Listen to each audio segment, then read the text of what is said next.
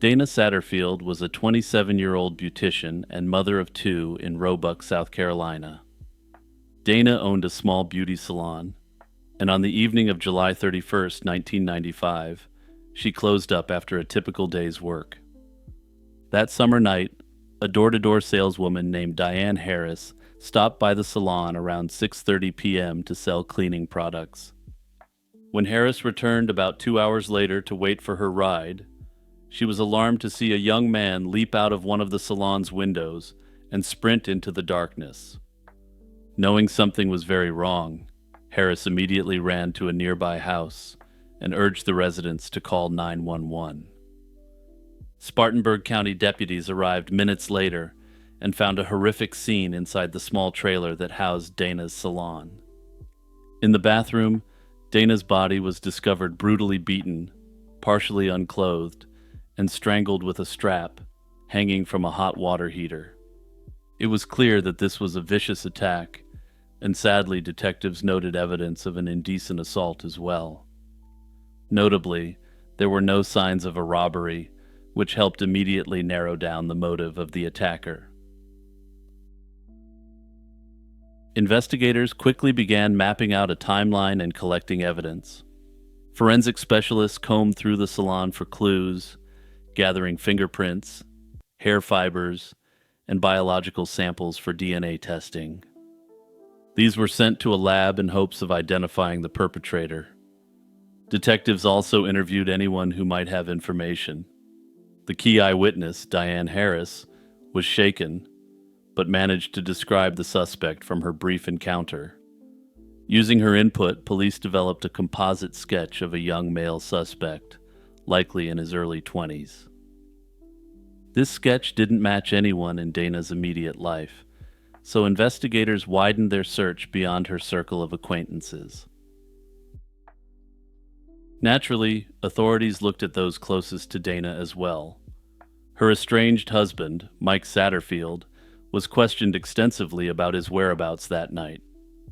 Despite some rumors of marital trouble, Mike had a firm alibi and even passed a polygraph test, leading police to clear him of involvement. Further, based on Diane's recollection of what the man looked like, Mike simply couldn't have been the attacker. While this didn't rule out his involvement in other ways, ultimately, he was cleared of any wrongdoing. Another lead emerged from a report of a vehicle seen near the salon around the time of the slaying. A witness remembered a blue and white Ford Bronco with custom rims parked nearby. Investigators learned that one of Dana's customers, Mary Ann Vick, owned a similar truck, and her 17-year-old son Jonathan Vick sometimes drove it. This connection raised suspicion, but the eyewitness couldn't conclusively say it was the same Bronco he had seen, and no physical evidence linked that vehicle to the crime. With nothing solid to go on, this avenue hit a dead end.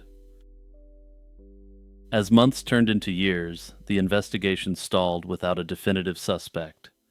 Detectives interviewed dozens of Dana's clients and friends, but nothing concrete linked anyone to the crime.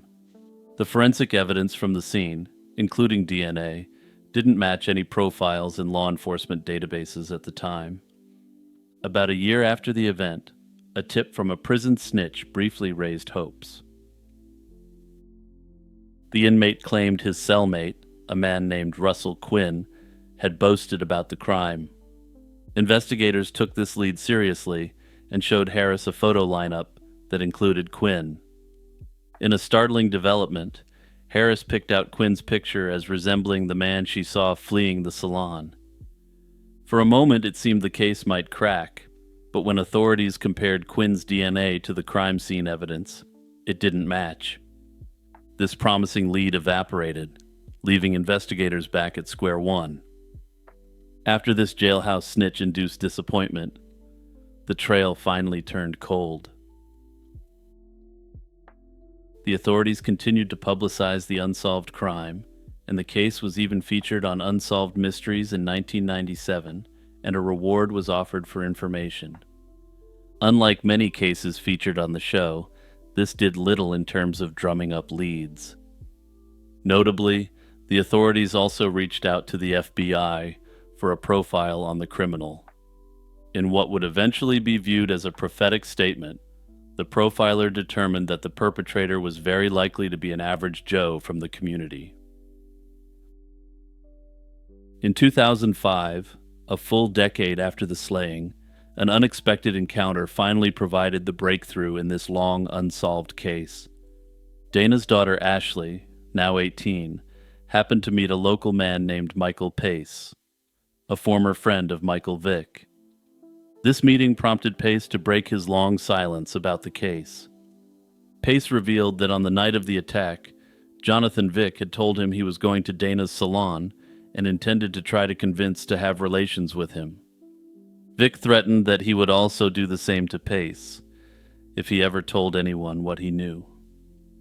Fearing for his life, Pace stayed quiet for years, but seeing Ashley, who had grown up without her mother, finally compelled him to speak up and tell authorities the truth. Pace went to law enforcement and gave a detailed statement about Vick's admissions and threats. Armed with this new information, investigators zeroed back in on Vick as the prime suspect. Now, however, they had a direct witness tying him to the scene. Police obtained a DNA sample from Vick and tested it against the preserved crime scene evidence from 1995. The results were definitive. Vick's DNA matched the DNA from the scene, conclusively linking him to the attack. After 10 long years, investigators finally had the proof needed to charge the perpetrator. At the time, Vick was a 27-year-old married father who had been living freely in the area, essentially hiding in plain sight. In October 2005, authorities moved swiftly to arrest Jonathan Vick. U.S. Marshals and Sheriff's deputies took the 27-year-old into custody in Greenville, South Carolina, and he was formally charged with Dana's slaying and other related offenses. Jonathan Vick's trial began in November 2006, 11 years after the event. Prosecutors presented a strong case built on forensic science and witness testimony. They had the conclusive DNA evidence tying Vick to the crime and the eyewitness testimony from Diane Harris, who saw the attacker flee. They also had Michael Pace's account of Vick's incriminating statements back in 1995. Other witnesses bolstered the case by describing Vick's violent tendencies, and one former girlfriend even testified that he had threatened her life after Dana's slaying. The defense had little to counter with in light of the strength of the prosecution's case. They noted that a stray hair at the scene didn't belong to Vick, but forensic experts explained it likely came from a salon client and wasn't evidence of an unknown assailant. After a 4-day trial, the jury deliberated only about 20 minutes before returning a unanimous guilty verdict on all counts. The swiftness of the verdict perhaps underlined the sheer weight of the evidence against Vick. Since Vick was 17 at the time of the crime, he couldn't face the chair. Instead, the judge sentenced him to life in prison for the slaying, plus additional 30-year terms for the vile acts he committed against Dana. Under these conditions, Jonathan Vick will likely spend the rest of his life behind bars.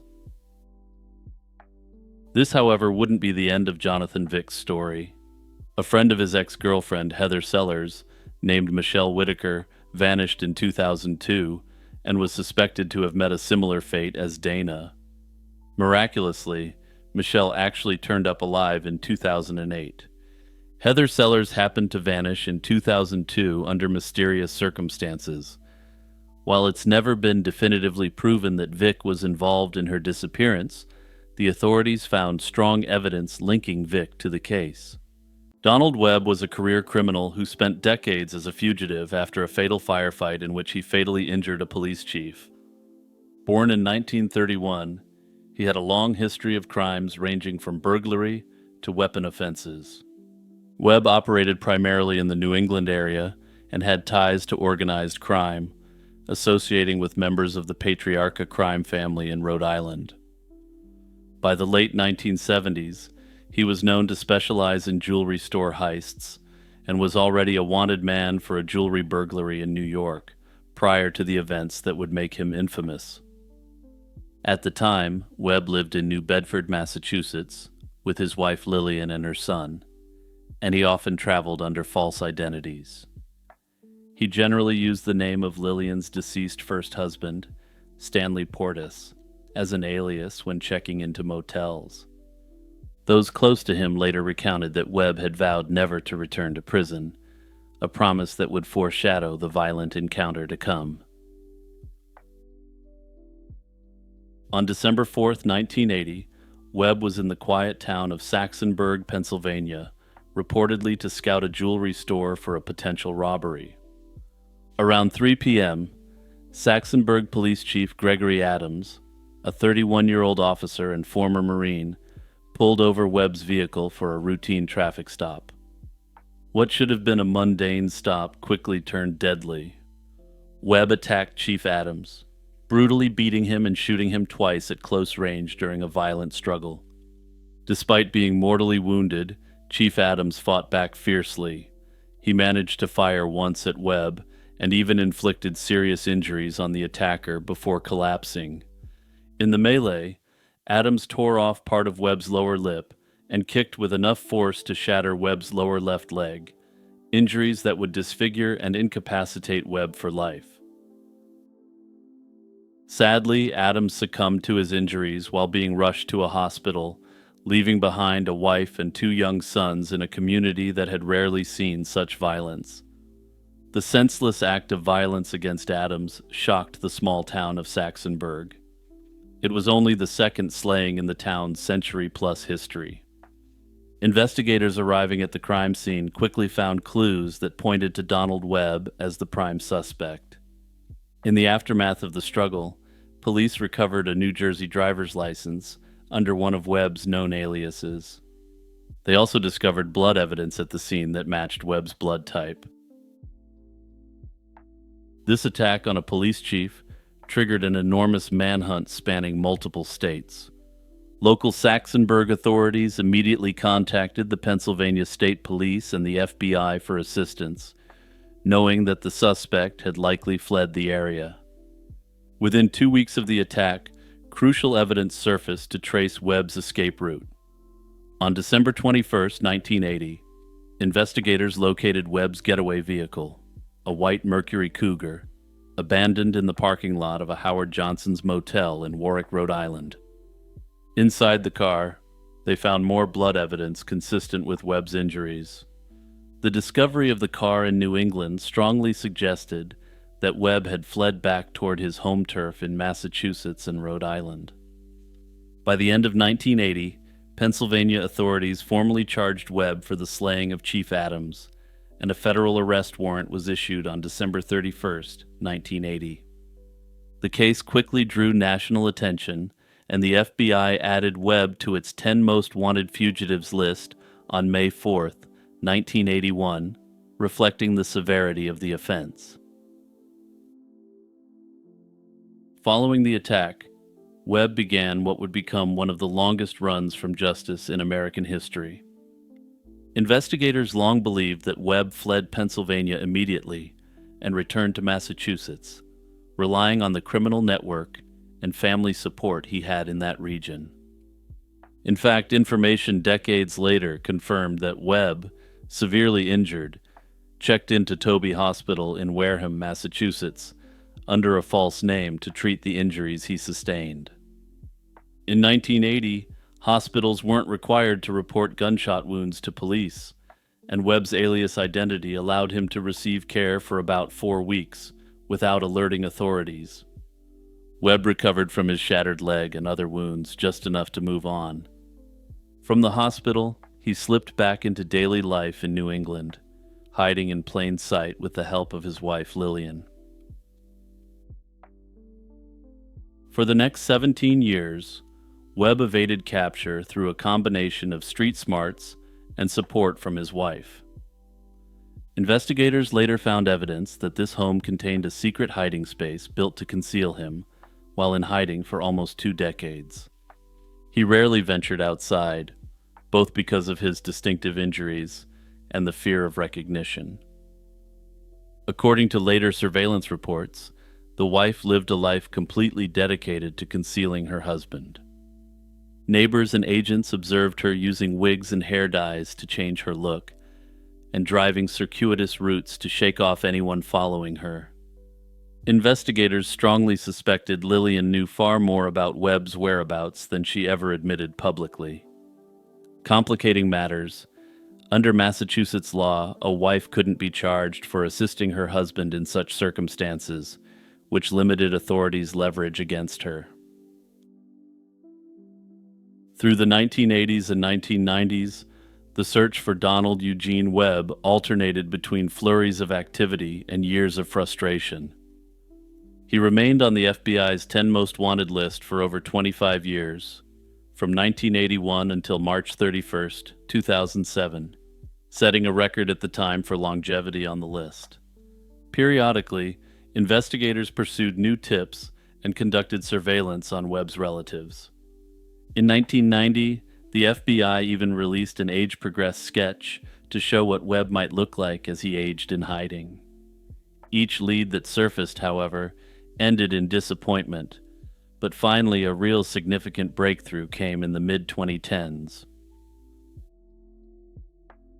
In late 2016, investigators in Massachusetts made a startling discovery. During a search related to a separate matter, they found a secret room in Lillian Webb's new home in Dartmouth, Massachusetts. This hidden compartment, about the size of a shower stall, was concealed behind a closet in the basement of the house Lillian had purchased in 1997. Inside the secret room, police found items that raised suspicions, including a cane. When questioned, Lillian claimed the secret room was meant as a hideout during break-ins and denied knowledge of the cane. Despite her denials, this discovery was the most concrete evidence in decades that Webb, if still alive at the time, had been sheltered in her home. By mid-2017, the renewed pressure on Lillian Webb was immense. In June 2017, after news of the secret room became known, Chief Adams' family filed a civil lawsuit against Lillian and her son, aiming to compel their cooperation. Facing the prospect of legal consequences and realizing the authorities were closing in, Lillian finally relented. On July 12, 2017, her attorney met with investigators and relayed a detailed account of Webb's fate, as provided by Lillian, in exchange for immunity from any prosecution. Nearly 37 years after the crime, the pieces of the puzzle were about to fall into place. Once Lillian Webb decided to cooperate, the mystery of Donald Webb's disappearance was swiftly resolved. On July 13, 2017, acting on the information Lillian provided, a multi-agency team executed a search warrant at her residence in North Dartmouth, Massachusetts. The warrant explicitly authorized investigators to search for Webb's body, both inside the house and on the property grounds. Exactly as Lillian had described, authorities found a gravesite in her backyard. Buried in a plastic storage container just under the earth were human remains that forensic experts quickly identified as those of Donald Eugene Webb. The Office of the Massachusetts Chief Medical Examiner confirmed the identification on July 13, 2017, officially ending the nearly 4-decade search. Webb's remains were found in a shallow grave behind the house, bringing closure to one of the longest manhunts in FBI history. Investigators learned that Webb had likely passed away approximately 17 years prior, around 1999, while still in hiding. With the case closed, the authorities revealed astonishing details about Donald Webb's life on the run. After fleeing Saxonburg in 1980, Webb indeed returned to Massachusetts, as investigators had long suspected. For about 17 years, from late 1980 until the late 1990s, Webb lived quietly between two locations in southeastern Massachusetts. He first lived in Lillian's home in New Bedford, and then later in the Dartmouth house she bought in 1997. In these homes, special accommodations were made to hide him. The New Bedford house was believed to have a hidden room or space for Webb, and the Dartmouth house was even more deliberately designed for concealment. Shortly after moving into the Dartmouth residence, Lillian had a secret compartment constructed behind a basement closet. Webb would retreat into this space whenever visitors came or if there was any risk of discovery. Most of the time, Webb stayed indoors. Lillian later admitted that her husband avoided going outside due to his altered appearance from the injury and because of chronic pain in his leg. As the years went by, Webb's health deteriorated significantly. In 1997, he suffered a severe stroke that left him completely immobile and dependent on Lillian's care. It's believed that he suffered from a second stroke and ended up perishing in or around December 1999. Despite spending so many years on the run, in a somewhat ironic twist, Donald Webb would essentially spend the rest of his life under house arrest, living in a state of constant fear. The actions of Police Chief Adams during that final fight ensured that Webb could essentially never even attempt to live a normal life again. Hey everyone, it's Jimmy here with a quick reminder to like, subscribe, and share this video. Also, you can listen to an audio version of this and other lazy, chill true crime episodes wherever you get your podcasts. Heck, you might even be doing that right now. On June 13th, 1996, 18-year-old Angie Dodge was found brutally slain in her Idaho Falls apartment. That morning, two of her co-workers, worried when she didn't show up for work, discovered her body on the floor of her bedroom. In the midst of their grief, Angie's loved ones held on to one hope. The attacker had left behind a clear DNA profile, and they believed this genetic evidence would quickly lead police to the perpetrator. But as weeks turned into months with no arrest, the investigation struggled to find a suspect, and when they did, this would be a story with more twists and turns than anyone could imagine. By early 1997, the Idaho Falls police were under intense pressure to solve Angie's case. A break came in January when a man named Benjamin Hobbs, part of Angie's social circle, was arrested in Nevada on an unrelated indecent assault charge. This prompted investigators to question Hobbs's Idaho friends, including 20-year-old Chris Tapp, who had been seen with Angie the night before her slaying. With no physical evidence tying Tapp to the crime, detectives leaned heavily on intense interrogation techniques. Over the course of about 25 hours of questioning spread across multiple days, Tapp told a patchwork of inconsistent stories. In fact, he told as many as 6 different accounts of what happened. Under intense pressure and deceptive tactics, he gradually shifted from denying any involvement to implying he was present but not involved directly, and eventually to confessing outright. The interrogation methods used on Tapp would later come under severe criticism. Police officers repeatedly threatened him, mentioning that his options were either the gas chamber or life in prison.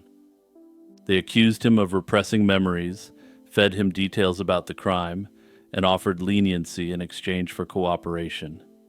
Notably, many of the details offered weren't things that were publicly known about the crime, significantly tainting the confession. They even dangled an immunity deal at one point, only to withdraw it when his story didn't perfectly match the evidence.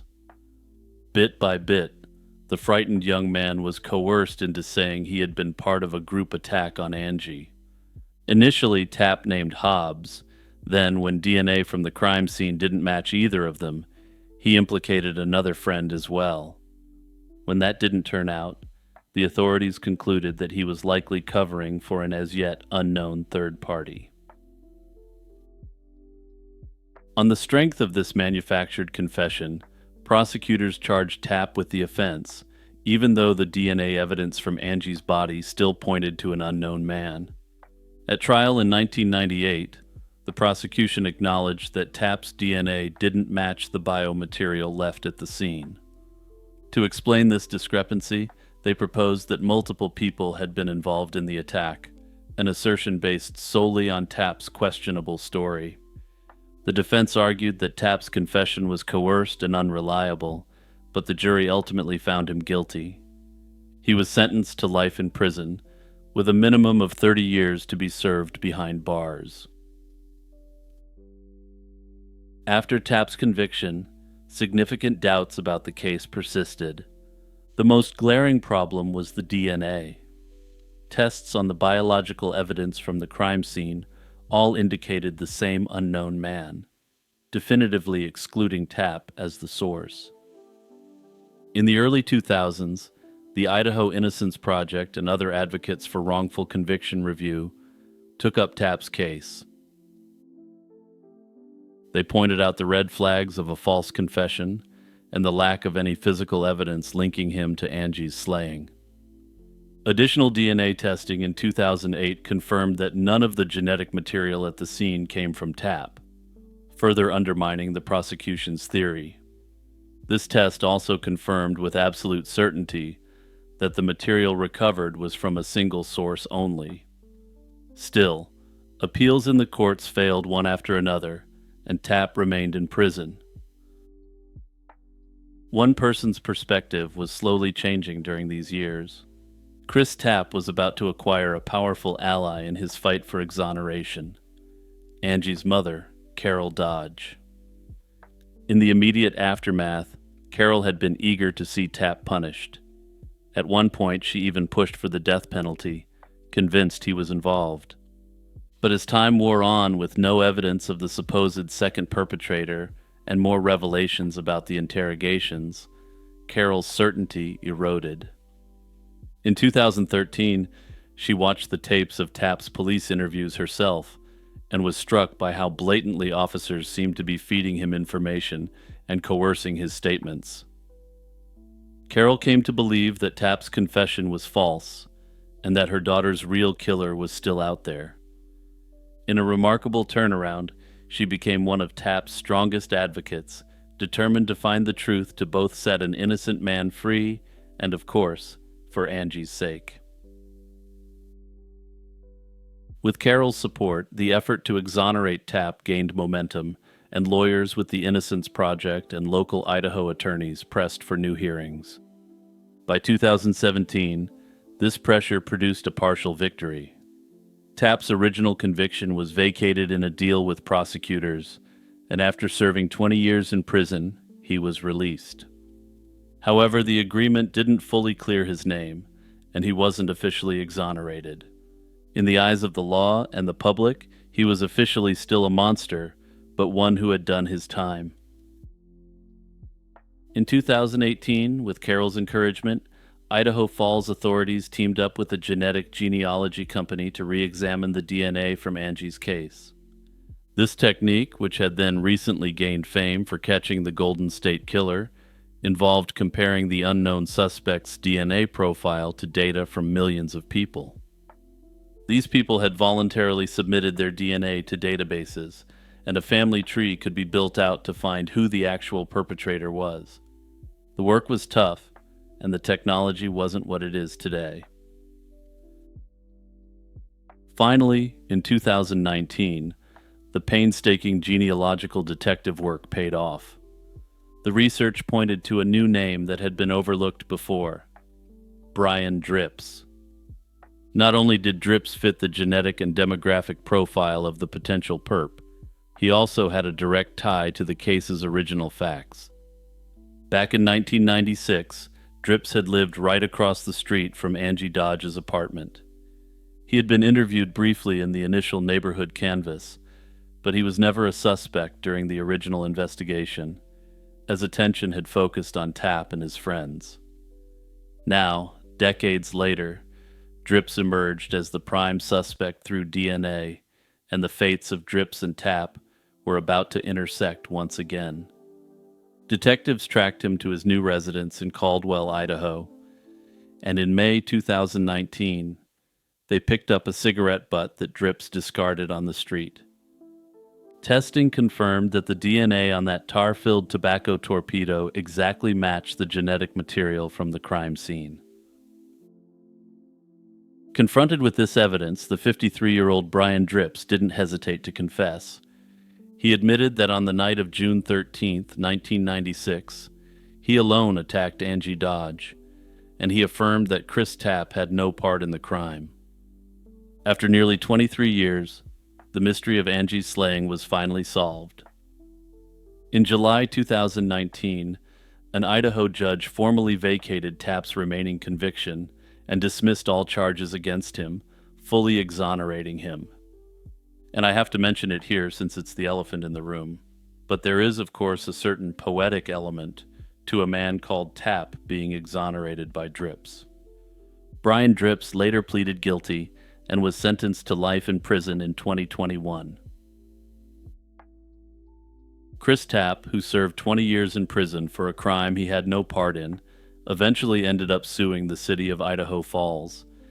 He reached a negotiated settlement for just over $11 million.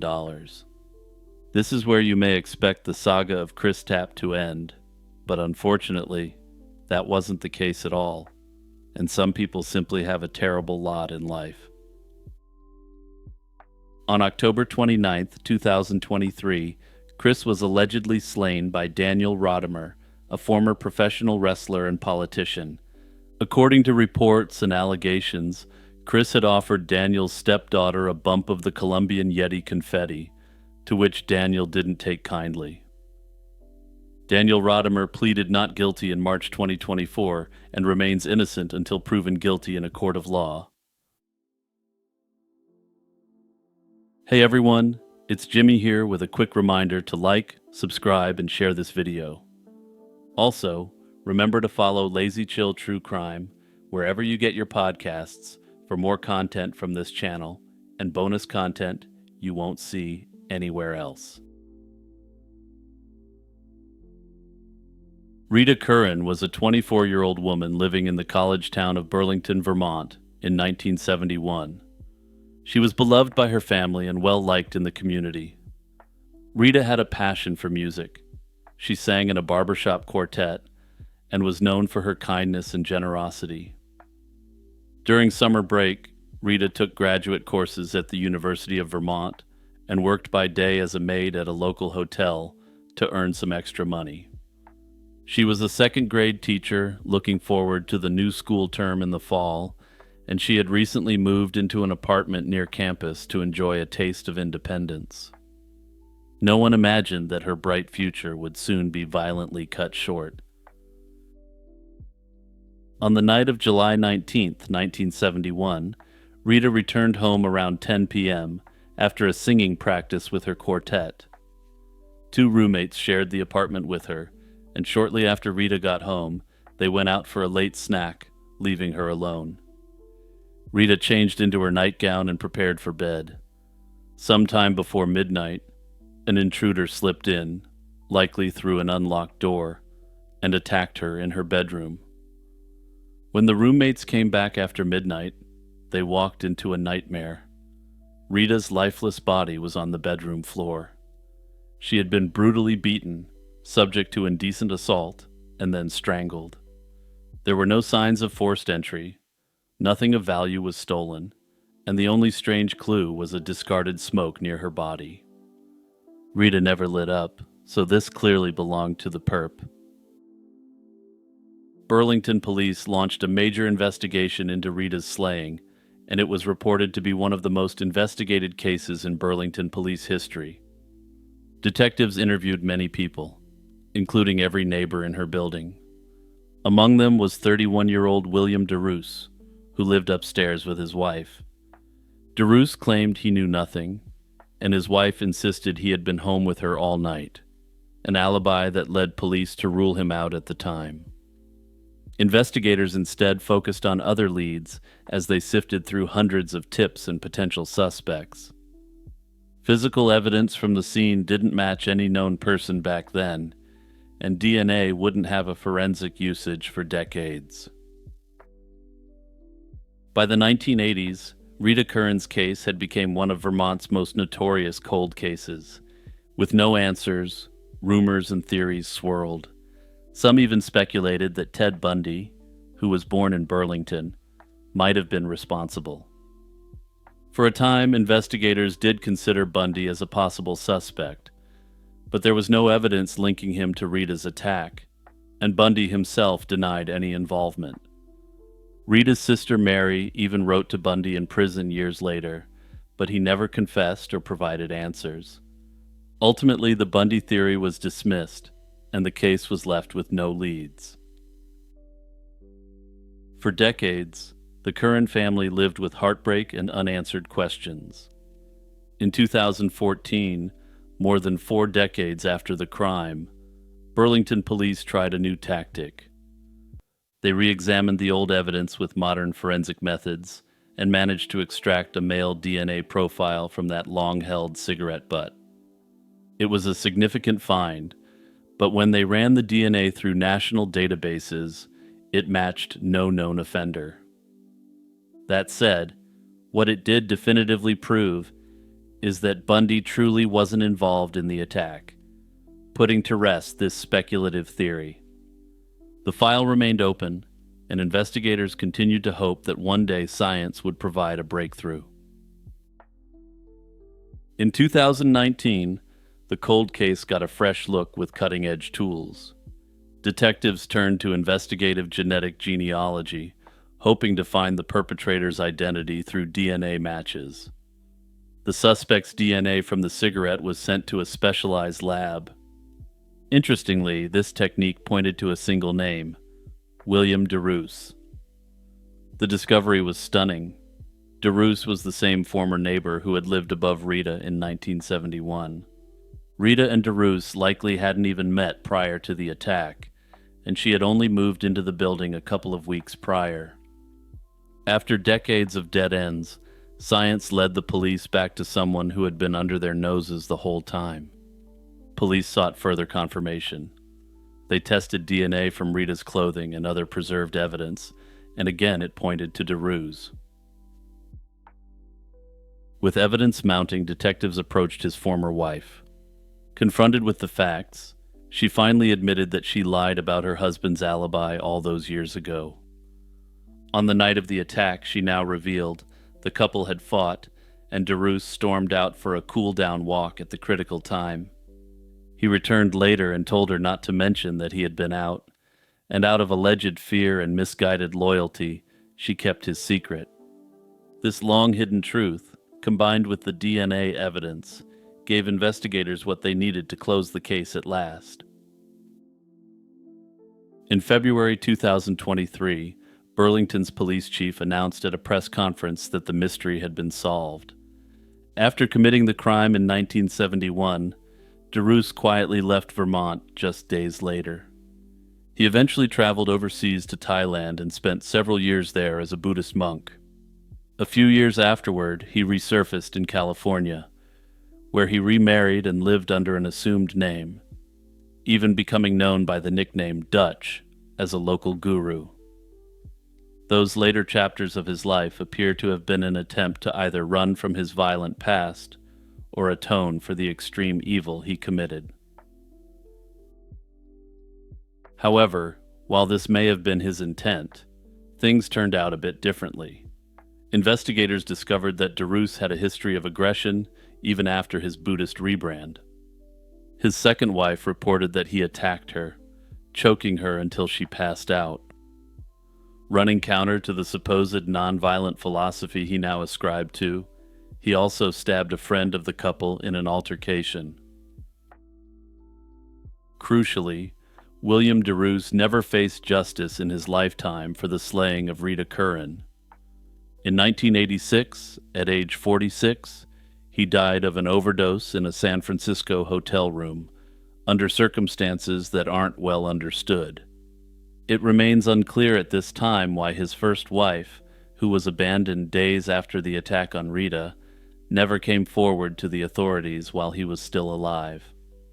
It's also unclear if she knew his fate when she admitted what she knew, and it's possible that she was still living in fear of DeRoos, who was quite obviously an extremely violent man. On a quiet Saturday in January 1995, tragedy struck the city of Beaumont, Texas. Mary Catherine Edwards, a 31-year-old schoolteacher, failed to show up for a planned family lunch on January 14th, 1995. When repeated phone calls went unanswered, her concerned parents drove to her townhouse to check on her. Nothing could have prepared them for the scene they found. Mary Catherine was discovered dead, lying partially over her bathtub with her hands cuffed behind her back. In their horror and grief, her parents called 911, ushering local police into an investigation that would span decades. From the beginning, detectives faced intense pressure to solve the case, but the investigation proved challenging. The Beaumont Police Department scoured Catherine's townhouse for evidence, collecting items like a bedspread and the handcuffs used by the assailant. Crucially, they obtained the perpetrator's DNA from the crime scene.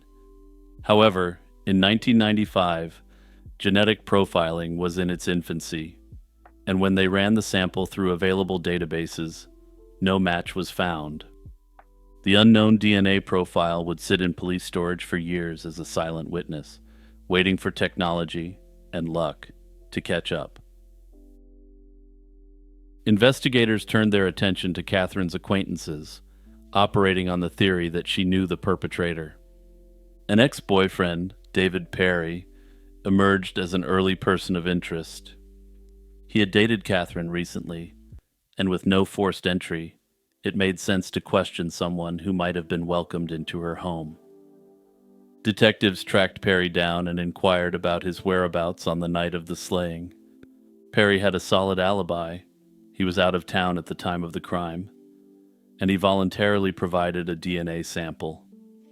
In a significant turn, Perry's DNA didn't match the crime scene evidence, definitively ruling him out. Other leads and theories were pursued as well.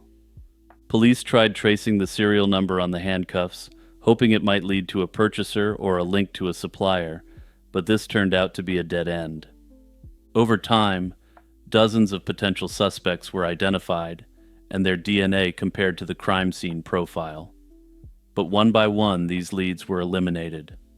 Each disappointment was a blow to Catherine's family and the detectives, who grew increasingly frustrated.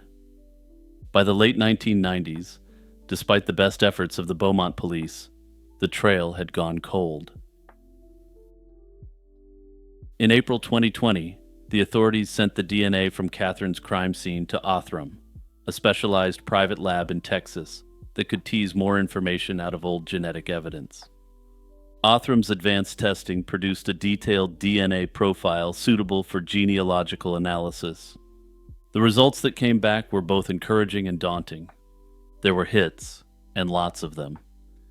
The DNA didn't point to one person, but rather to a whole network of people who shared segments of the perpetrator's genetics. It appeared the unknown suspect had distant cousins who had uploaded their DNA, and many of these matches had something in common: Cajun ancestry from Louisiana. This was a clue to the perp's heritage, but it also meant the suspect's family tree was likely large and deeply rooted in that region. The authorities began building out a massive family tree of the suspect's relatives based on the DNA matches. The workload ballooned quickly, and the family tree grew to include nearly 10,000 names, a huge web of third, fourth, and fifth cousins spanning generations. Investigators noted that one of the key DNA matches was managed by a woman named Shara LaPointe. She had uploaded several of her family members' DNA profiles to a public DNA profile used by law enforcement. In other words, a large chunk of the Cajun genetic matches were part of Shara's extended family tree in one way or the other. But that's not where investigators' fortunes stopped. It turned out that Shara LaPointe was no ordinary genealogy enthusiast.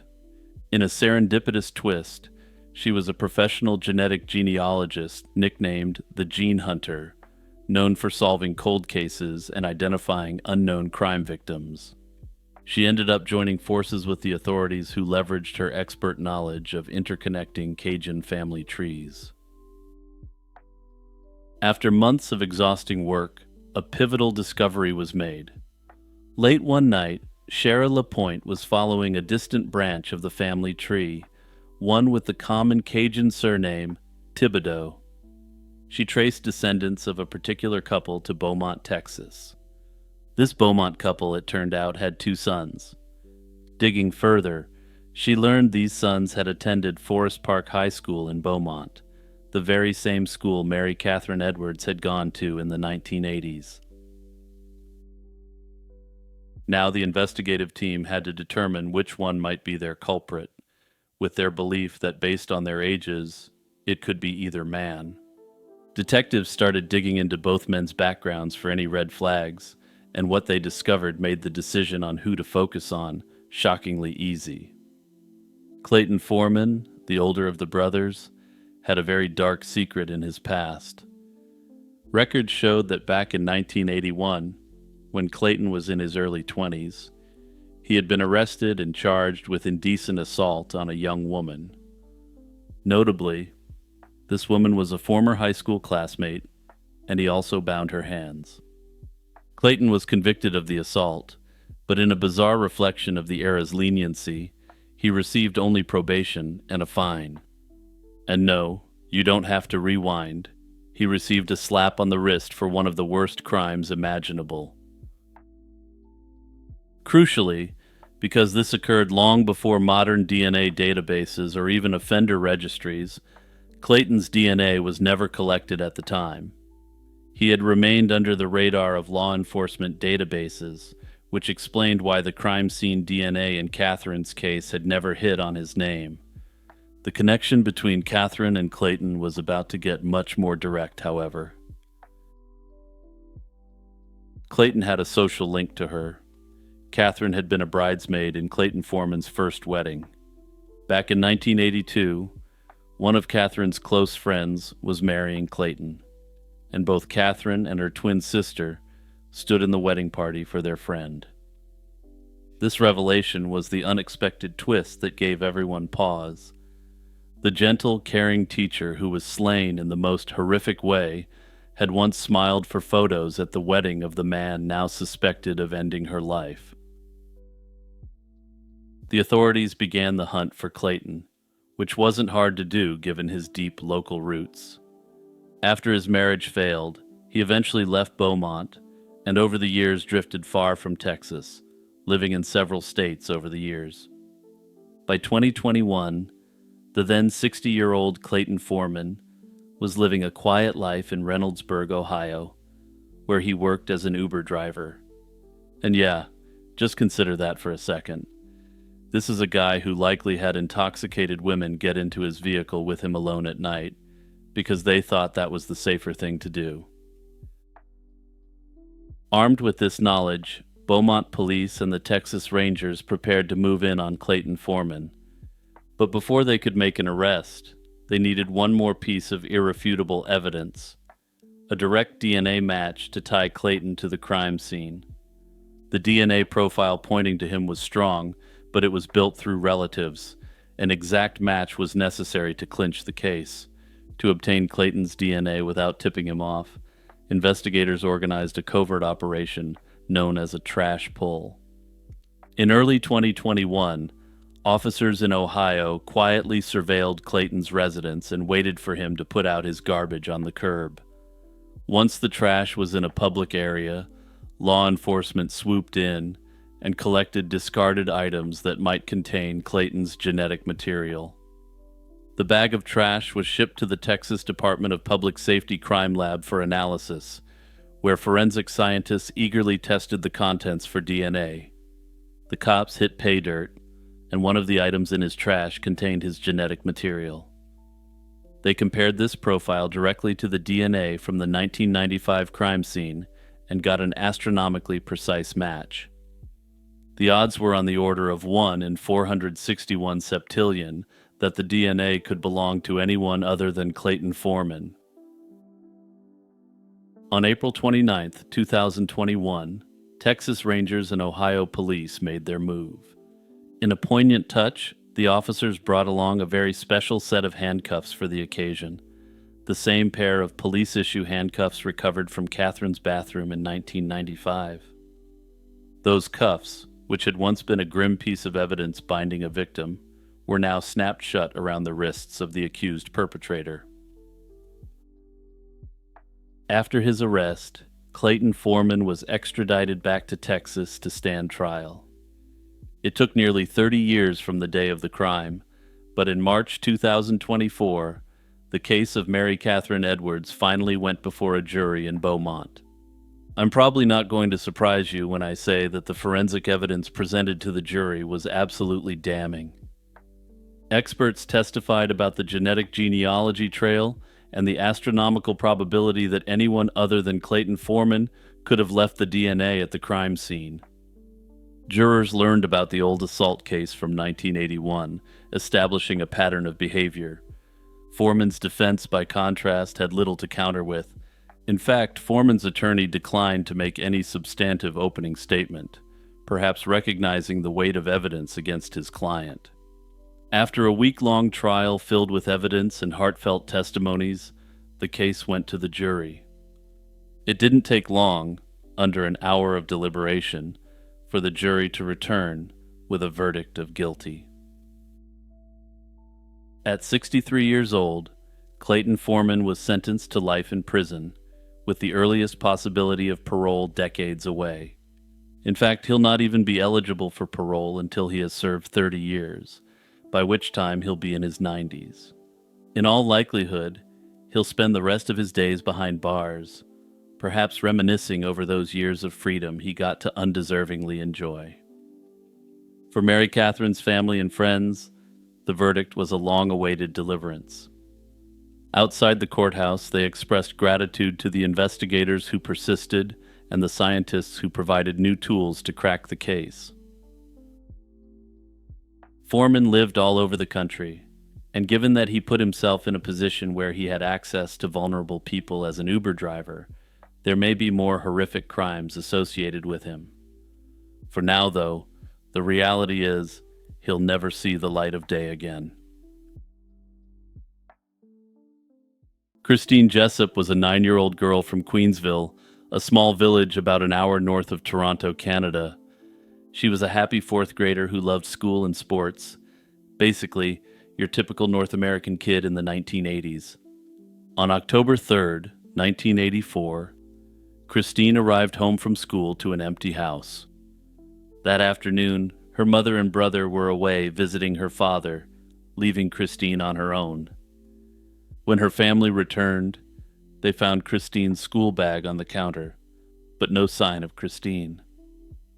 By evening, the worried family called the police and a search began for the missing girl.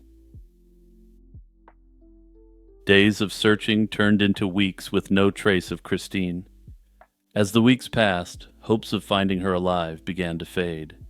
Then, on December 31st, 1984, nearly 3 months after she disappeared, a farmer discovered Christine's remains in a field about 30 miles from her home. She had been subject to a brutal and indecent assault, a horrible, tragic fate that shocked the entire nation. Christine was laid to rest a week later, on January 7th, 1985, in the cemetery behind her family's home.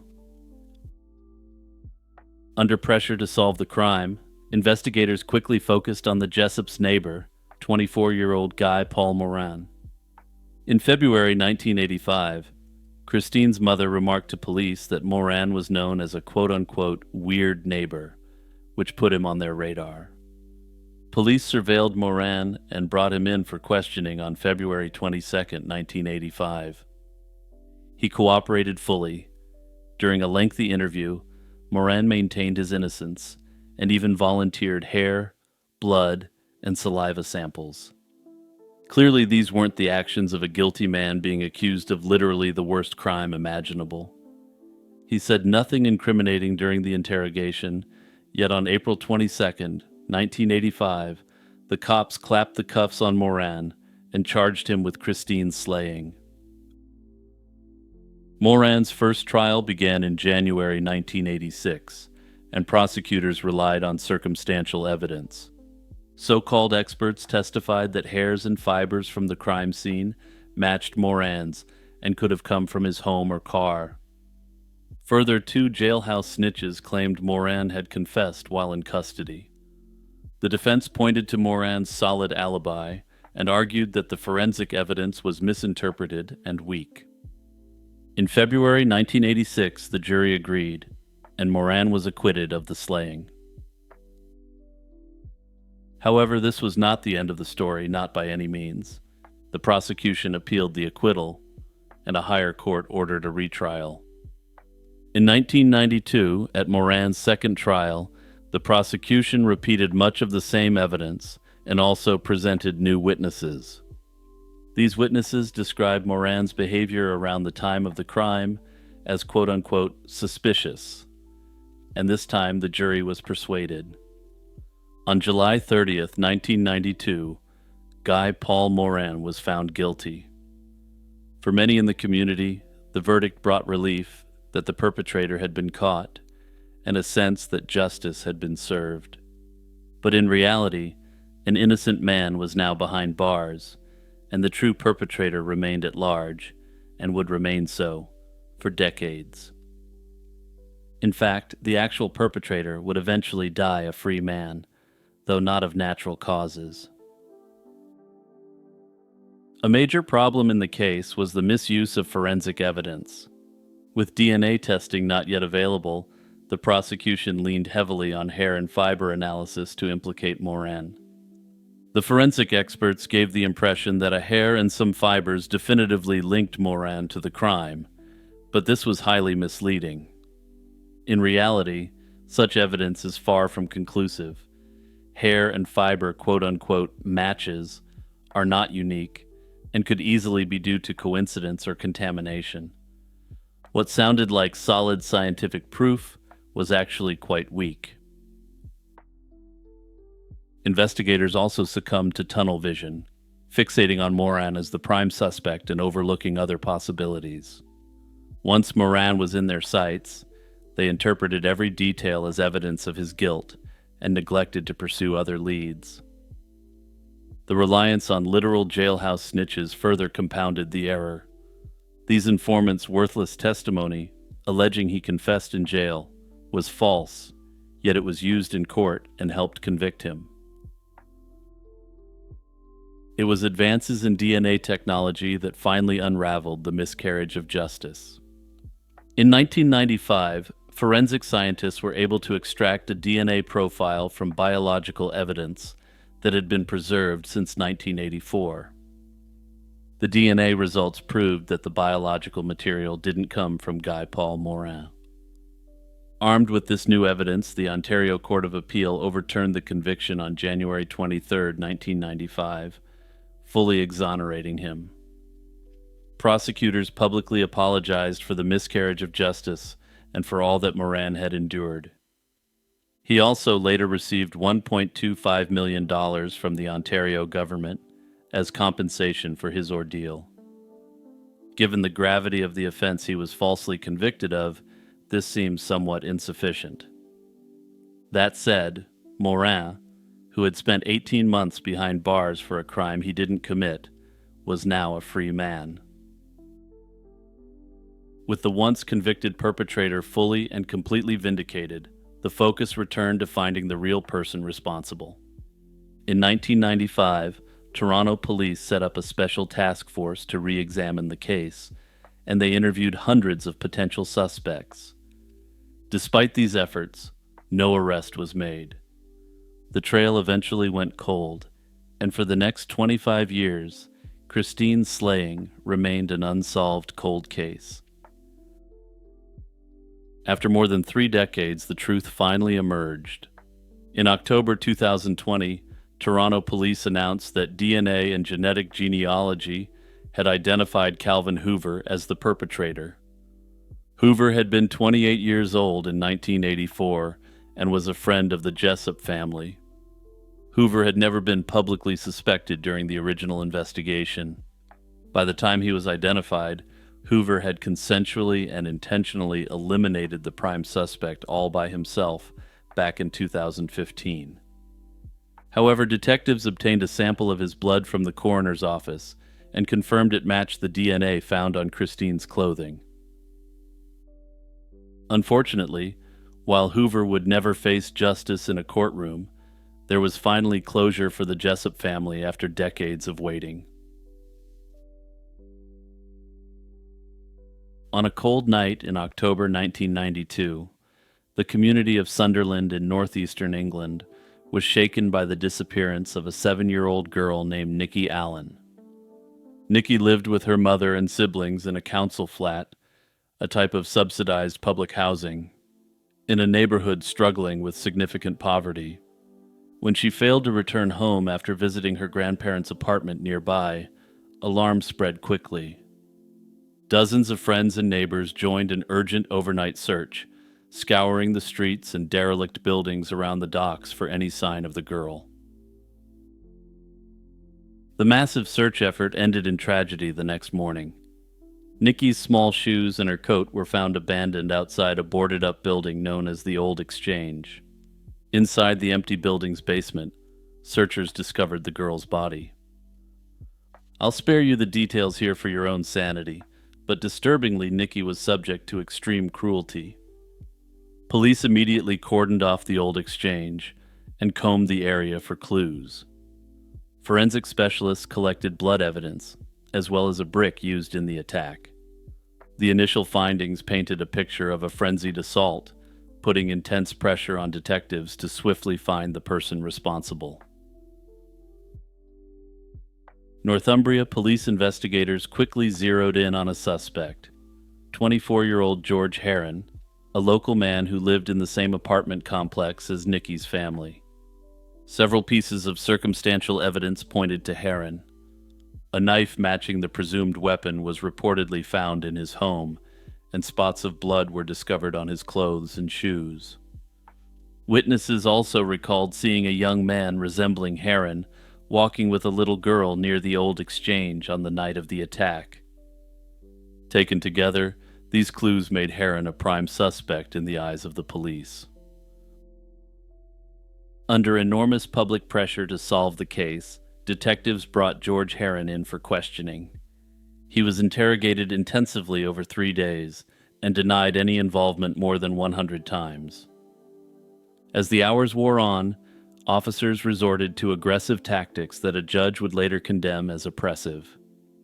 Eventually, after this marathon of leading questions and psychological pressure, Heron buckled and confessed to slaying Nikki Allen. That confession, however coerced it might have been, became the cornerstone of the case against him. In 1993, George Heron stood trial for Nikki's slaying. The prosecution relied heavily on the taped confession, alongside the slim physical evidence linking him to the crime. But as the trial unfolded at Leeds Crown Court, the judge took a hard look at how that confession had been obtained. It became clear that Heron's admissions were made under extreme duress and were unreliable. The judge ruled the confession inadmissible due to the police's heavy-handed tactics. With that key piece of evidence thrown out, the case against Heron collapsed. Lacking solid proof, the jury found him not guilty, and he was acquitted of Nikki Allen's slaying. Heron's acquittal was a devastating blow for Nikki's family. Many local residents were outraged, convinced that a guilty man had walked free on a technicality. George Heron, fearing vigilante retaliation, left Sunderland after the trial and went into hiding under a new identity. Meanwhile, police publicly stated that they had no other suspects, likely because they had zeroed in on the supposed culprit right away. In fact, officers told Nikki's distraught mother that they were not looking for anyone else in connection with the crime. The investigation had effectively hit a dead end. In the eyes of the authorities and the family, the confession being thrown out allowed the guilty party to escape. Little did they know that it was a wrongful focus on an innocent man that had let the real perpetrator slip away. With the case unsolved, years began to pass. For the rest of the 1990s and well into the 2000s, Nikki Allen's slaying remained a cold case, effectively shelved since the cops thought they lost their chance to get their man. Yet her mother, Sharon Henderson, refused to let her daughter be forgotten, and refused to let the case be as cold as it officially was at that point. She embarked on a relentless quest for justice, hounding the authorities to revisit her daughter's case and appealing to anyone who would listen. At times, the police dismissed her persistence, and Sharon felt she was being treated as a nuisance rather than a grieving mother, but she never gave up pushing for answers. Sharon let the cops know she wouldn't stop being a thorn in their side until Nikki's case was solved and the perpetrator was locked up. Finally, a breakthrough came a quarter-century later. In 2017, spurred by Sharon's incessant campaigning, Northumbria police agreed to conduct a full cold case review of the evidence using modern forensic techniques. Crucially, forensic technology had advanced dramatically since 1992. Investigators applied new DNA profiling methods to Nikki's clothing and other preserved evidence. The results provided the lead that had been missing for so long. DNA from the crime scene matched another individual, someone who had been noted, but hadn't been properly investigated in the original investigation. That DNA match pointed to David Boyd, a name that had been on the periphery of the case decades earlier. Boyd was 25 years old in 1992 and had lived in the same housing block as Nikki, just a few doors away. He was actually the boyfriend of one of Nikki's babysitters, meaning he was known to the family, and, as the evidence would show, likely to Nikki herself. More alarmingly, it turned out that David Boyd had a history of predatory behavior toward kids. He had prior convictions for indecent assault and other incidents involving young girls, both before and after 1992. In hindsight, he fit the profile of a likely culprit, but in the chaos of the investigation and the focus on one man, he was somehow overlooked. Armed with this new evidence, police moved quickly. In April 2018, detectives arrested the then 52-year-old David Boyd for Nikki Allen's slaying. A comprehensive reinvestigation followed, this time piecing together all the clues that had been missed. Investigators discovered that back in 1992, Boyd had given a false alibi about his whereabouts on the night Nikki died, an alibi that fell apart under renewed scrutiny. They also learned that Boyd closely matched the eyewitness descriptions of the man seen with Nikki. In short, many red flags that should have been noticed originally were finally recognized, strengthening the case against Boyd to an even greater degree. In April 2023, David Boyd finally went on trial for the slaying of Nikki Allen. Prosecutors presented a chilling narrative of what happened on that October night in 1992. They argued that Boyd had lured the 7-year-old away from her home, taking her toward the derelict waterfront building with a sinister intent. When Nikki screamed or tried to escape, Boyd reacted with brutal violence. One witness back then recalled seeing Nikki happily skipping to keep up with a man as they walked. This suggested she went with him willingly, likely because she knew and trusted him due to her being the boyfriend of one of her babysitters. Boyd's defense maintained that the case was circumstantial and that there was no direct forensic proof that he had actually slain Nikki. They even offered an extremely implausible excuse for the incriminating DNA, suggesting it might have gotten on Nikki's clothes by accident. Unsurprisingly, this disgusting attempt to evade responsibility didn't sway the jury. The DNA link, combined with the many other pieces of evidence tying Boyd to the crime, left little room for doubt. After a trial 3 decades in the making, the jury took only a couple hours of deliberation to find David Boyd guilty of Nikki Allen's slaying. In May 2023, a judge sentenced Boyd to life in prison for the offense, with a minimum of 29 years to be served behind bars. Given his age, this means he will likely spend the rest of his life in custody. For Sharon Henderson, who had fought for most of her adult life to see justice for her daughter, the moment was bittersweet. There was relief in finally seeing the real perpetrator convicted, but also anguish that it had taken 30 years to reach this point. Notably, an apology from Northumbria police followed.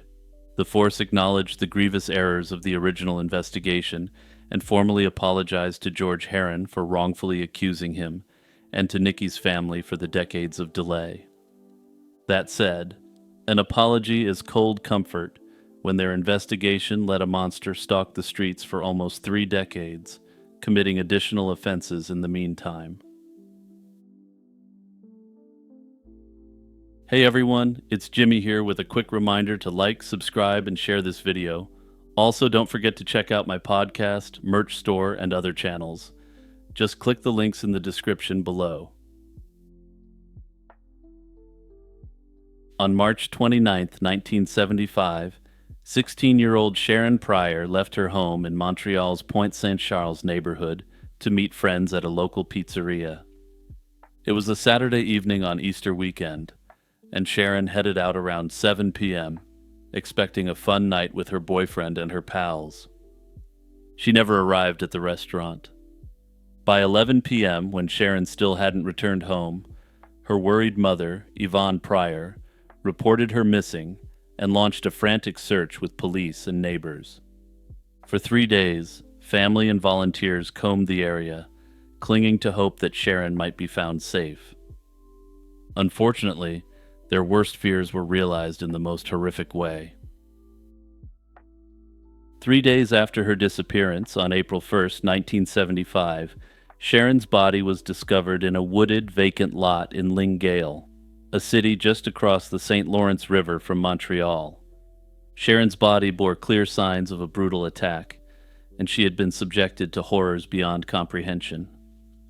A men's blue t-shirt had been used to bind or restrain her, indicating she struggled against her attacker. Nearby in the snow, police noted distinctive tire tracks, suggesting the perpetrator used a vehicle to dump her body and flee. Montreal police and their counterparts in Lingueuil now had an extremely disturbing act on their hands that would haunt them for decades. From the outset, detectives worked round the clock to track down the perp. They did catch a potentially crucial break early on. Around the same time Sharon vanished, another young woman had a terrifying encounter on the very same street. This 22-year-old woman reported that a tall man with a knife tried to force her into a car, but she managed to escape. This attempted kidnapping occurred within blocks of where Sharon was last seen, only minutes apart in time. The shaken victim described her assailant as an English-speaking white male, about 30 years old, tall with blue eyes, brown hair, and a mustache. Police suspected this was not a coincidence. It sounded like the same predator who had abducted Sharon. They now had a rough description of a suspect, and it matched the general profile of many men in 1970s Montreal, but still, it was a starting point. Investigators collected whatever physical evidence they could from Sharon's body in the crime scene. The t-shirt used to tie her was taken into evidence, as were scrapings and swabs from her clothing and body. In 1975, however, DNA profiling was unheard of, and forensic science hadn't yet advanced to the point of identifying a person by genetic fingerprints. Detectives were largely limited to old-fashioned police work, interviewing local suspects, checking alibis, and comparing the witnesses' description against known criminals. They plastered the neighborhood with missing posters and pleas for information. Despite these efforts, the case quickly proved stubborn. The physical evidence yielded no immediate leads, and the attacker's identity remained a mystery. Weeks turned into months with no arrests. Over the years, authorities interrogated scores of potential suspects.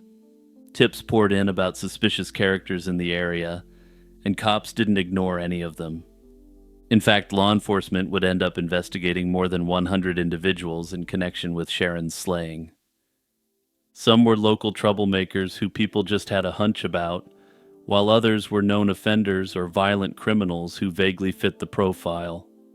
Yet none of those leads panned out, and not a single arrest was made.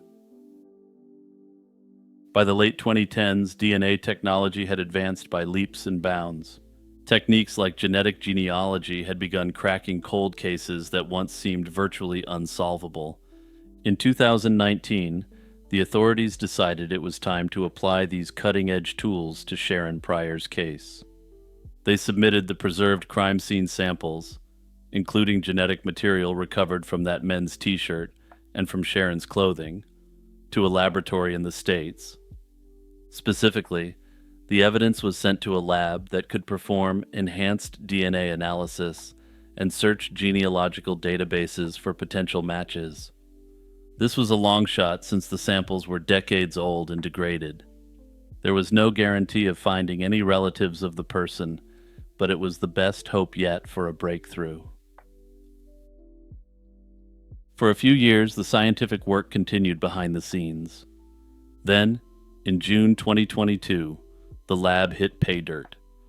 The DNA profile from the crime scene indicated a connection to a particular family name, Romine. In other words, by tracing genetic markers in public databases, analysts found distant relatives whose family tree included this rather rare surname. Armed with the name, detectives dug into their records and soon identified a potential suspect who had never been on their radar before: Franklin Romine. Romine was an American man from West Virginia who happened to be living in Montreal during the 1970s. In fact, the police learned that Romine had known listed addresses in both Montreal and Longueuil around 1975. That immediately raised eyebrows, since those were the two cities encompassing Sharon's abduction and the location where her body was found. What investigators uncovered about this suspect was extremely alarming. He was no ordinary American who had taken up residence in Montreal. He was a fugitive from justice from one of the worst crimes imaginable. Born in 1946, Romine started committing crimes early, and by age 18, he was already attempting to escape from prison. Notably, in February 1974, Romine was arrested for indecent assault in Parkersburg, West Virginia. While awaiting trial, he was released on a low bond and promptly fled to Canada. By early 1975, Romine was living freely in Montreal under the noses of local authorities. This timeline was almost too perfect to be coincidence. Here was a man accused of a similar heinous offense who arrived in Montreal just in time for Sharon Pryor's slaying. Detectives also found that Romine's attributes lined up uncannily well with the clues from 1975. He was a white male in his late 20s at the time, tall and apparently often wore a mustache, just as the attempted abduction witness had described. Romine even owned a car while he was in Montreal, and they were able to pull the records from an old government database. When police checked docs on that vehicle, they found that its tire size and treads were likely compatible with the unidentified tire tracks at the crime scene. It looked like the cops were about to get their man, but there was a catch. Franklin Romine was no longer around to confront. In fact, police discovered that he had died back in 1982 at age 36, reportedly in the Montreal area. To be absolutely certain that Romine was their man, investigators would have to literally dig up the past. The DNA extracted from Romine's exhumed bones was compared to the crime scene DNA from 1975. The result came back unequivocal. It was a perfect match. This confirmed beyond any doubt that Franklin Romine was the man responsible for the vicious slaying of Sharon Pryor. The investigation's final stages also revealed a grim but ironic twist. Romine had almost been caught at the time of the attack, but for a different crime. Just a few months after Sharon's March 1975 slaying, Canadian authorities arrested Franklin Romine in October 1975. If DNA technology had been what it is today, Romine would have been shackled up for the attack on Sharon right then and there, but sadly that wasn't the case. He was extradited back to the U.S. in early 1976 and stood trial for the Parkersburg attack. He was convicted the same year, but the case was overturned in 1980 on a technicality. Romine thus never really faced serious justice for any of the sick and twisted acts he committed. Under circumstances which remain unclear, he was able to slip back into Canada in 1981, where he died the following year. It remains unknown whether he offended again, either in the US or Canada, and it's unclear to what extent this has been researched by investigators thus far. When 19-year-old Lindy Sue Beckler's aunt and uncle arrived at her apartment on the night of December 5, 1975, they expected to exchange recipes and keep her company. This was a comforting routine born from Lindy's recent fears that someone was watching her in her Manor Township home in Pennsylvania. Instead, they walked into a nightmare. Blood stained the front door, the entryway wall, and the carpet inside. Lindy's body lay on the floor near the living room, showing signs of the brutal attack. She had been stabbed numerous times, and the weapon was left at the scene.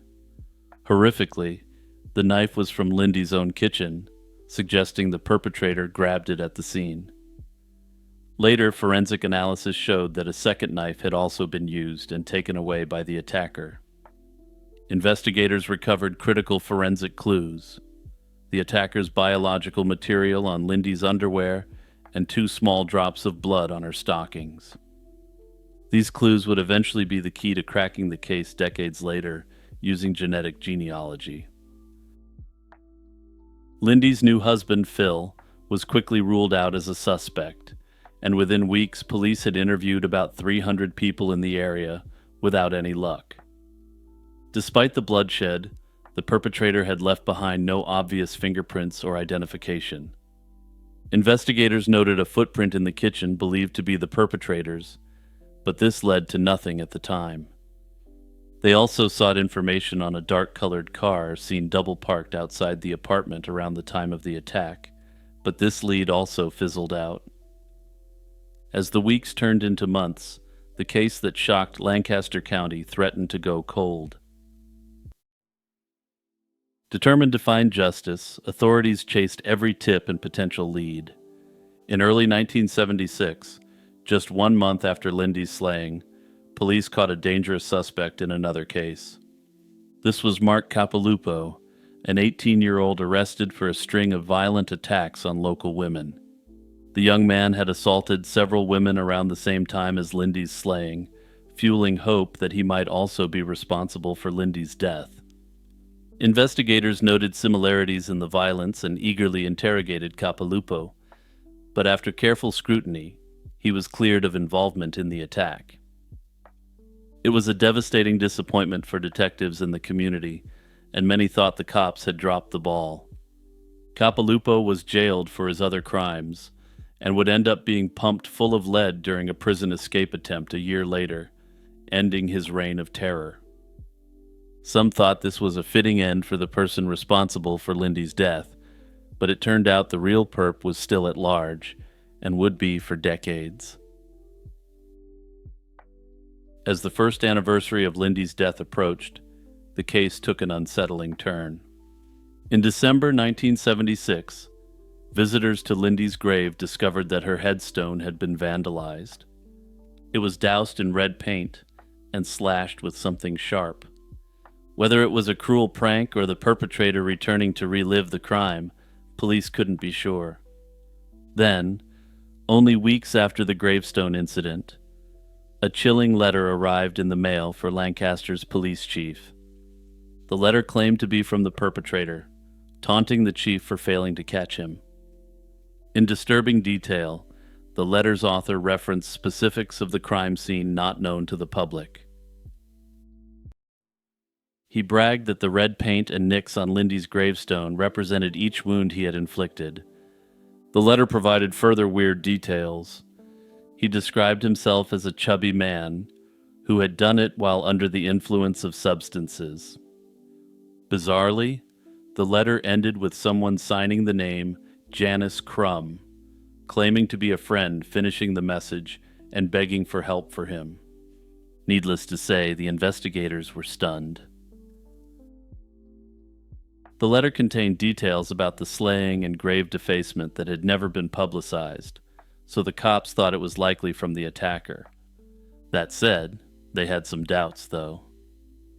The writer hinted he might confess if the letter was printed in the newspaper, but authorities agonized over how to respond. In the end, police decided not to publish the rambling note, wary of giving him notoriety or playing into a possible hoax.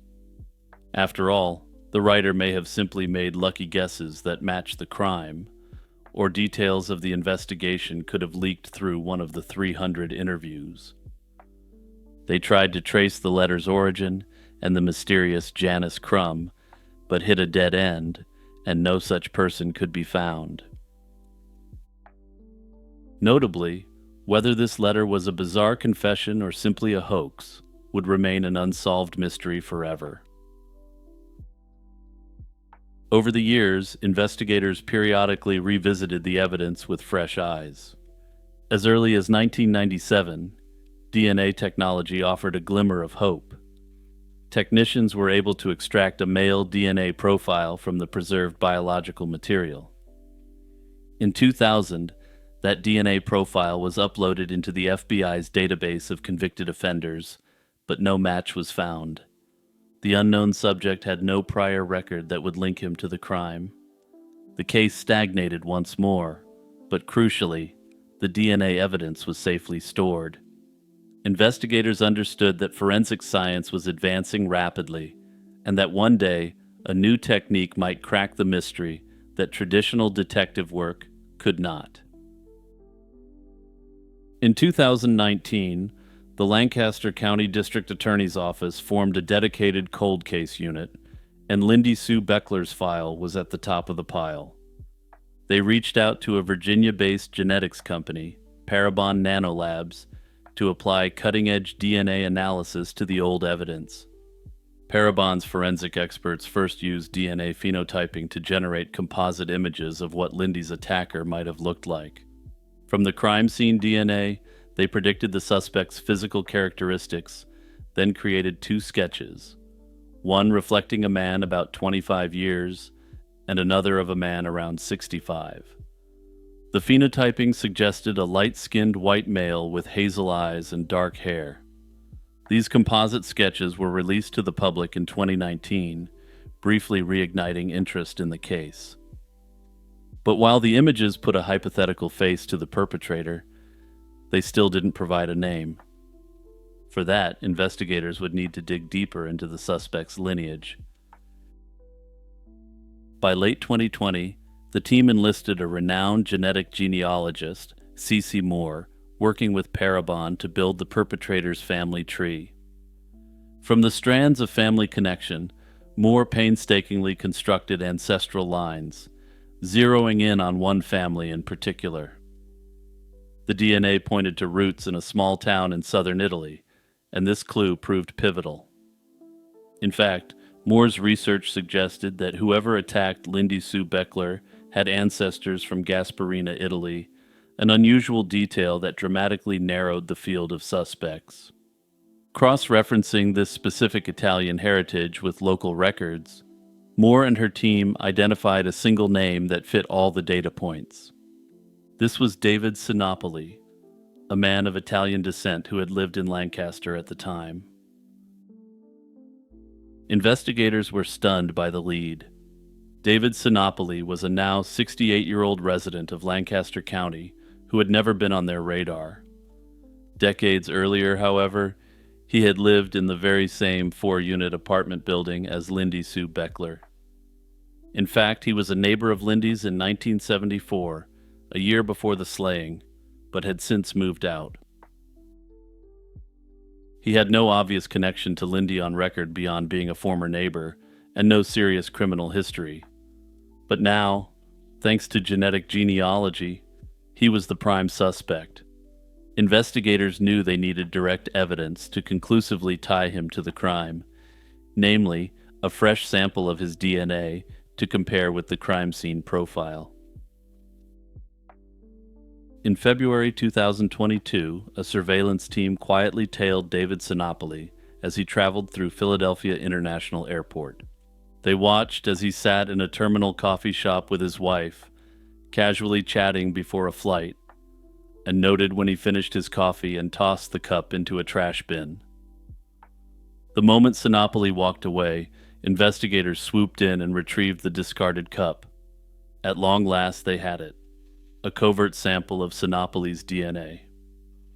Back in the lab, forensic analysts compared DNA from the coffee cup against the old biological sample from Lindy's body, and it was a direct match. In fact, the probability of the DNA belonging to anyone other than Sinopoli was astronomically low, on the order of 1 in 10 trillion. On July 17, 2022, police moved in and arrested David Sinopoli at his Lancaster home. The 68-year-old was taken into custody without incident, ending one of Pennsylvania's oldest cold cases. News of the arrest sent shockwaves through the community. Sinopoli had been an unremarkable presence in Lancaster for years. He was a well-liked married father who worked at a printing company and indulged a passion for hunting and trips to see Italy. Few could have imagined that this ordinary-seeming neighbor was harboring such a dark secret. After his arrest, prosecutors noted that a motive for Lindy's slaying remained unclear and likely lost to time. With DNA evidence as the undeniable witness, the legal case against Sinopoli was strong. Rather than face a trial, Sinopoli ultimately chose to plead guilty. In October 2023, nearly 48 years after Lindy Sue Beckler was slain, a 69-year-old Sinopoli stood in a Lancaster County courtroom and admitted to the offense. He was sentenced to 25 to 50 years in prison, which, given his age, is effectively a life sentence. In the courtroom, Lindy's family confronted the perpetrator at last, displaying a photo of Lindy and speaking of the lifetime of pain he caused. Though Sinopoli offered a feeble apology, the judge bluntly noted that he showed remorse only because he was caught. Hey everyone, it's Jimmy here, with a quick reminder to like, subscribe, and share this video. Also, don't forget to check out my podcast by searching Lazy Chill True Crime wherever you prefer to listen. Laura Kempton was a 23-year-old student at the Portsmouth Beauty School who worked at a local gift shop and an ice cream parlor. Friends knew her as an outgoing, free-spirited young woman with a big personality who enjoyed the city's nightlife. On the night of September 27, 1981, Laura went out dancing with friends. She returned home shortly after midnight, saying goodnight to a friend on her doorstep, and went inside alone. That was the last time she was seen alive. It was a quiet Monday morning in Portsmouth, New Hampshire, when a routine police visit turned into a nightmare. On September 28, 1981, an officer arrived at Laura Kempton's apartment to serve a court summons for unpaid parking tickets. Instead, he found the front door damaged and ajar, and Laura's lifeless body inside. She had been subject to an indecent assault and brutally slain, a shocking act of violence that shattered the coastal city's sense of safety. At the scene, the cops found signs of a break-and-enter and a violent struggle. The weapon used to bludgeon Laura was likely a wine bottle which lay nearby. They also found a discarded cigarette butt on the floor, which hinted that the perpetrator had lingered at the scene, since Laura didn't smoke. These items would later prove crucial in identifying the depraved perpetrator. News of the horrific crime spread quickly around Portsmouth, and police vowed to find the attacker. Portsmouth police launched an intensive investigation, deploying numerous detectives to work the case. They interviewed Laura's friends, neighbors, and co-workers to reconstruct her final hours. Investigators discovered that an envelope of cash Laura kept in her apartment was missing after the crime, suggesting the perp may have robbed her during the attack. Crucially, forensic evidence was also collected, including biological samples, the cigarette butt, and the wine bottle, which years later yielded the DNA profile of a male suspect. However, in 1981, DNA technology was in its infancy and didn't yet have a direct forensic usage, and at any rate, there was no database to match that profile to a name. Despite extensive effort, no suspect was identified at the time. Every lead and person of interest ultimately yielded nothing, and as the months turned into years, Laura's case went cold. Over 40 years after the crime, investigators finally got the break they needed. In 2022, Portsmouth police and state forensic experts decided to apply forensic genetic genealogy to the Kempton case. The unknown DNA profile from the crime scene was uploaded to a public genealogy database, where it produced matches to distant relatives of the potential suspect. By building out a family tree from those genetic hits, detectives homed in on one name, Ronnie James Lee. In mid-2023, additional DNA testing confirmed that Ronnie James Lee's DNA exactly matched the crime scene evidence, definitively identifying him as the perpetrator. Ronnie James Lee was 21 years old at the time of Laura's slaying and lived in Portsmouth with no known personal connection to her. This lack of any link to the victim helps explain why he was never on the cops' radar. Lee had served in the army and later worked as a security guard in town, but he also had a hidden history of violence. In the early 1980s, he was linked to a string of burglaries and pleaded guilty to several break-ins around Portsmouth. Then in 1987, he was convicted of a home invasion in which he conducted an indecent assault against a woman. This pattern of burglary and illicit violence fit the profile of Laura's case, suggesting he may have broken in looking for valuables and then attacked Laura when he found her at home. However, Ronnie Lee would never face justice. In 2005, he died at age 45 from a substance overdose. Of course, with the suspect deceased, no arrest could be made. Authorities announced that if Lee were still alive, he would have been charged in her slaying, and in July 2023, the case was officially closed. It was a warm afternoon in Honolulu on January 7, 1972. Inside a small Waikiki apartment, 19-year-old Nancy Anderson's roommate awoke from a nap to the sound of running water. She groggily stepped into Nancy's bedroom and stumbled upon a nightmare. Nancy lay lifeless on the floor, blood everywhere. In shock, the roommate ran for help and called police, thinking in the moment she might have done this herself. This wasn't to say that Nancy had expressed any such desire, but that the roommate simply found the idea of such an attack completely inconceivable. But officers quickly realized this was a brutal attack. Nancy Anderson had moved to Hawaii just a few months before her slaying, looking for adventure. She was fresh out of high school in Michigan and ready to start her life. She saved up money from waitress jobs and set off to find herself in paradise. By the fall of 1971, Nancy was settling into island life, and she shared a Waikiki apartment with a roommate and worked at a local McDonald's, making new friends along the way. Nancy was known as a kind-hearted and trusting young woman, the sort of person who saw the good in everyone. For a teenager from the mainland, Hawaii seemed like the perfect place to figure out her future. Nancy's family was of course worried about having their daughter so far away, and less than 3 months after Nancy arrived, her family's worst fears came true. The call home informing them of Nancy's death came on January 8, 1972, the same day her siblings were attending a memorial for their late father. The entire Anderson family, Nancy was one of 10 children, was devastated beyond belief.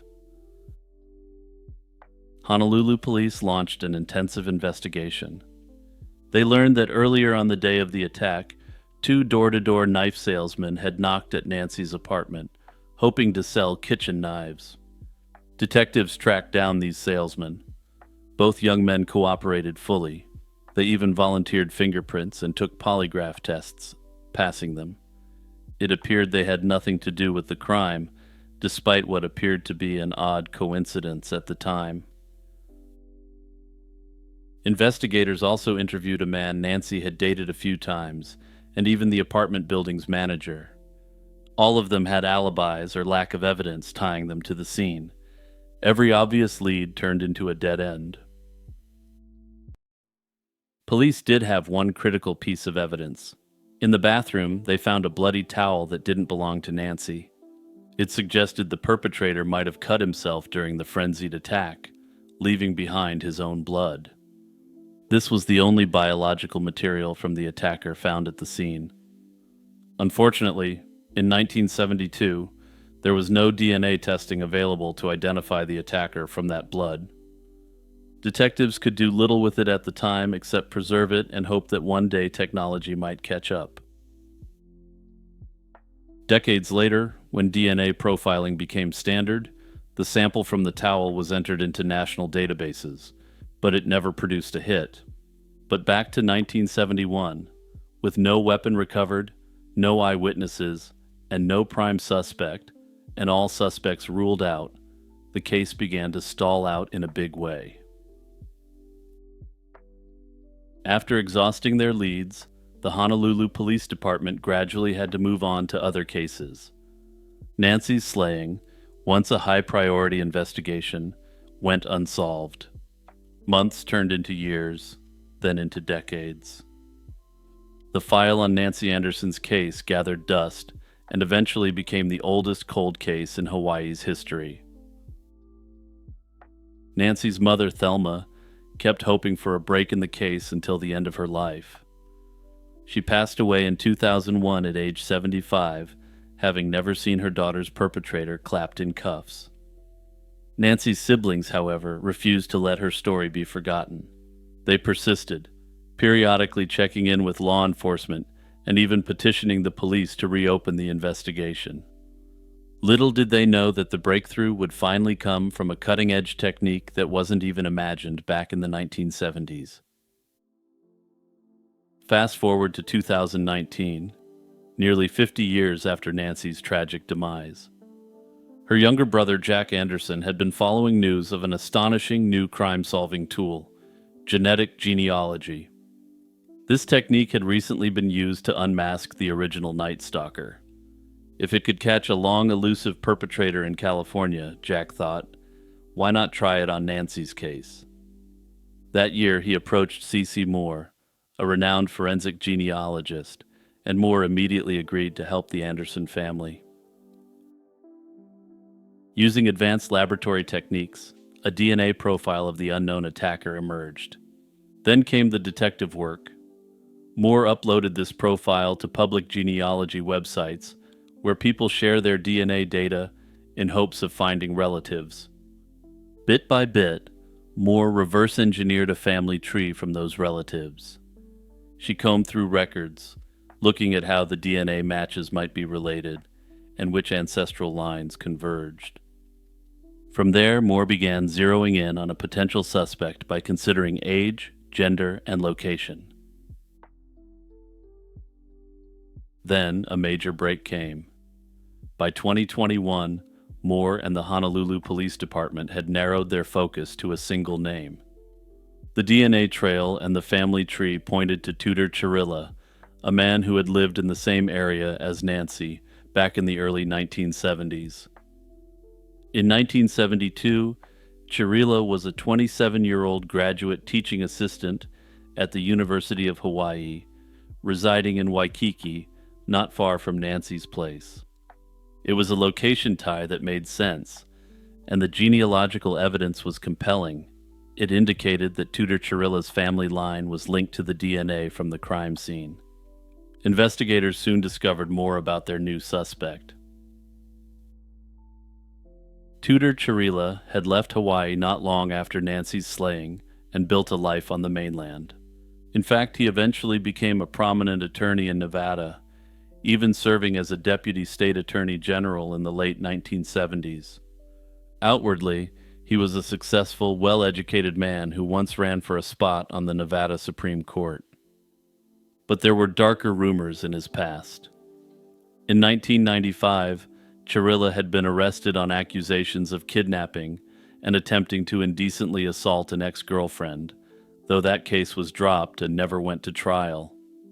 He managed to avoid a criminal record all those years, which explained why his DNA never popped up in law enforcement databases. Now, at age 77, this former lawyer was living a quiet, retired life in Reno, Nevada, likely unaware that the walls were closing in on a 5-decade-old case. The pieces were in place, but police needed ironclad confirmation that Tudor Chirilla was the source of the DNA evidence.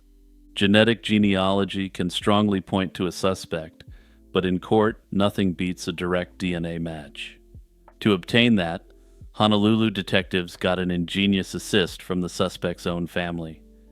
They reached out to Chirilla's adult son, John, who was living in California and apparently didn't have the best relationship with dear old Pop. In March 2022, the son willingly provided a DNA sample to authorities. The results were the smoking gun investigators hoped for. John's DNA showed that he was the biological child of whoever left the blood at Nancy Anderson's crime scene. In other words, the perpetrator was indeed John's father, Tudor Chirilla.